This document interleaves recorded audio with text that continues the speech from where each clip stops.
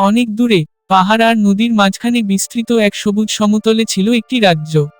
নাম তার চন্দ্রকেতন। রাজ্যটি যেমন প্রাকৃতিক সৌন্দর্যে ভরা ছিল, তেমনি তার ইতিহাসও ছিল গৌরবময়। এই রাজ্যের রাজা ছিলেন মহারাজ অরুণকেতন। তিনি বংশানুক্রমে রাজা হয়েছিলেন, কিন্তু সিংহাসনে বসেই বুঝেছিলেন রাজত্ব কেবল ক্ষমতার নয়, দায়িত্বেরও।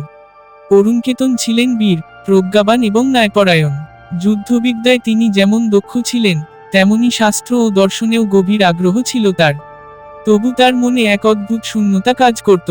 রাজপ্রাসাদের সোনালী দেওয়াল, রত্নখচিত সিংহাসন, অসংখ্য দাসদাসী, সবকিছুর মাঝেও তিনি প্রায়ই অনুভব করতেন জীবনের আসল অর্থ যেন কোথাও হারিয়ে যাচ্ছে। চন্দ্রকেতন রাজ্যের এক প্রান্তে ছিল গভীর অরণ্য। সেই অরণ্যের মধ্যেই বাস করতেন এক সাধু। মানুষ তাকে ডাকত মহাত্মা নিরঞ্জন। তার আসল নাম কেউ জানত না, তার জন্মপরিচয়ও অজানা ছিল। বহু বছর আগে তিনি সংসার ত্যাগ করে এই অরণ্যে এসে আশ্রয় নিয়েছিলেন। কুটির বলতে ছিল মাটির দেয়াল আর খড়ের ছাউনি। আহার বলতে বনজ ফল, কন্দ আর নদীর জল। কিন্তু তার চোখে ছিল অদ্ভুত শান্তি, তার কথায় ছিল গভীর সত্য। রাজ্যের সাধারণ মানুষ বিশ্বাস করত মহাত্মা নিরঞ্জনের আশীর্বাদে খরা আসে না, রোগব্যাধি কমে যায়, আর মানুষের মন শান্ত থাকে। কেউ বিপদে পড়লে, কেউ পথ হারালে, কেউ জীবনের অর্থ খুঁজতে চাইলে, সবাই তার কাছে যেত। একদিন রাজা অরুণকেতন শিকার করতে গিয়ে সেই অরণ্যের পথে ঢুকে পড়লেন। সঙ্গী সেনারা কিছু দূরে থাকলো, আর রাজা একাই এগিয়ে গেলেন। হঠাৎ তিনি দেখলেন এক বৃদ্ধ সাধু ধ্যানমগ্ন হয়ে বসে আছেন একটি প্রাচীন বটগাছের নিচে। সূর্যের আলো পাতার ফাঁক দিয়ে তার মুখে পড়ে এক অপার্থিব দীপ্তি তৈরি করেছে। রাজা ঘোড়া থেকে নেমে পড়লেন। অদ্ভুত এক টানে তিনি এগিয়ে গেলেন সাধুর দিকে।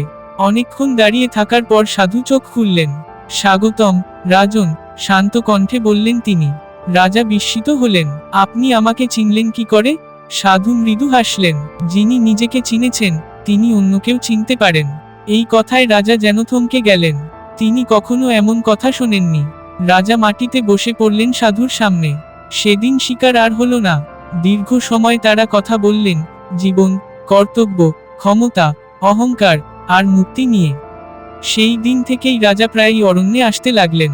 রাজকার্য শেষ করে কখনো ছদ্মবেশে, কখনো প্রকাশ্যে তিনি সাধুর কাছে যেতেন। ধীরে ধীরে তার মনে পরিবর্তন আসতে লাগলো।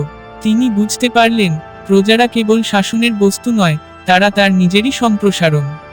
রাজ্যে ন্যায়বিচার আরও দৃঢ় হলো, কর কমানো হলো, দরিদ্রদের জন্য অন্নভাণ্ডার খুলে দেওয়া হলো, শিক্ষা আর চিকিৎসার ব্যবস্থা করা হলো গ্রামে গ্রামে। মানুষ রাজাকে ভালোবাসতে শুরু করলো, শুধু ভয় নয়, হৃদয় থেকে। কিন্তু সব রাজাই যেমন হয়, অরুণকেতনের রাজত্বেও ষড়যন্ত্র ছিল। রাজদরবারের কয়েকজন মন্ত্রী রাজাকে পছন্দ করত না। তারা ভাবত রাজা খুব নরম হয়ে যাচ্ছেন। তাদের মতে ভয় আর শক্তিই রাজত্বের মূল। তারা গোপনে এক বিদ্রোহের পরিকল্পনা করতে লাগলো। এক রাতে রাজপ্রাসাদে আগুন লাগানো হলো। রাজাকে হত্যার চেষ্টা হলো। কোনো রকমে প্রাণ বাঁচিয়ে তিনি পালিয়ে গেলেন অরণ্যের দিকে। আহত শরীরে তিনি পৌঁছালেন মহাত্মা নিরঞ্জনের কুটিরে। সাধু তাকে সেবা করলেন, ঔষধি পাতায় ক্ষত সারালেন। কয়েকদিন রাজা সেখানেই রইলেন। সেই সময় রাজা ভেবেছিলেন তার সব শেষ। সিংহাসন হারালেন, ক্ষমতা গেল, সম্মান গেল।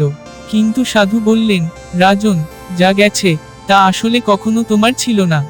আর যা থাকবে তা কেউ কেড়ে নিতে পারবে না।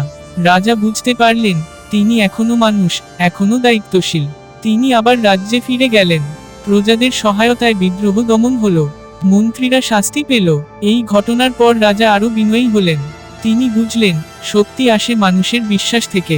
বছর কেটে গেল, রাজ্য সমৃদ্ধ হলো। একদিন রাজা আবার অরণ্যে গেলেন, কিন্তু সেখানে গিয়ে দেখলেন কুটির খালি। বটগাছের নিচে শুধু একটি শুকনো পাতার আসন। মহাত্মা নিরঞ্জন আর নেই। কেউ জানত না তিনি কোথায় গেলেন। রাজা চোখ বন্ধ করে প্রণাম করলেন।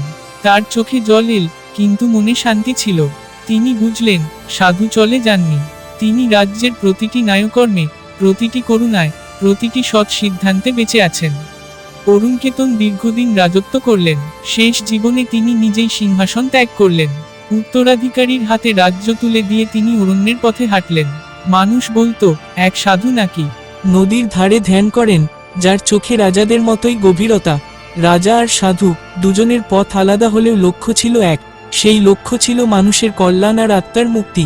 আর সেই গল্প আজও চন্দ্রকেতন রাজ্যের বাতাসে ভেসে বেড়ায়, নীরবে, গভীরভাবে, চিরন্তন সত্যের মতো।